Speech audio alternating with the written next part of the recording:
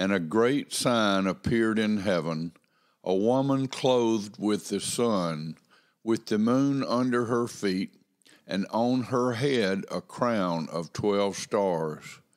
She was pregnant and was crying out in birth pains and the agony of giving birth. And another sign appeared in heaven. Behold, a great red dragon with 7 heads and 10 horns, and on his heads 7 diadems.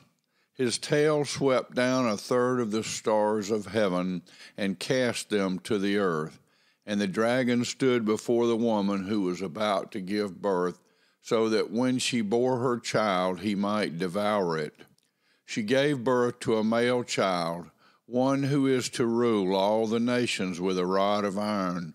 But her child was caught up to God and to his throne.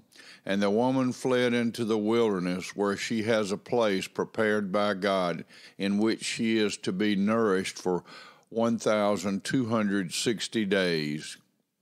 Now war arose in heaven, Michael and his angels fighting against the dragon, and the dragon and his angels fought back. But he was defeated, and there was no longer any place for them in heaven. And the great dragon was thrown down, that ancient serpent who is called the devil and Satan, the deceiver of the whole world.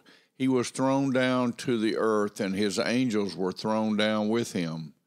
And I heard a loud voice in heaven saying, Now the salvation and the power and the kingdom of our God and the authority of his Christ have come, for the accuser of our brothers has been thrown down, who accuses them day and night before our God. And they have conquered him by the blood of the Lamb and by the word of their testimony, for they loved not their lives even unto death. Therefore rejoice, O heavens, and you who dwell in them. But woe to you, O earth and sea, for the devil has come down to you in great wrath, because he knows that his time is short. And when the dragon saw that he had been thrown down to the earth, he pursued the woman who had given birth to the male child. But the woman was given the 2 wings of the great eagle, so that she might fly from the serpent into the wilderness, to the place where she is to be nourished for a time and times and half a time.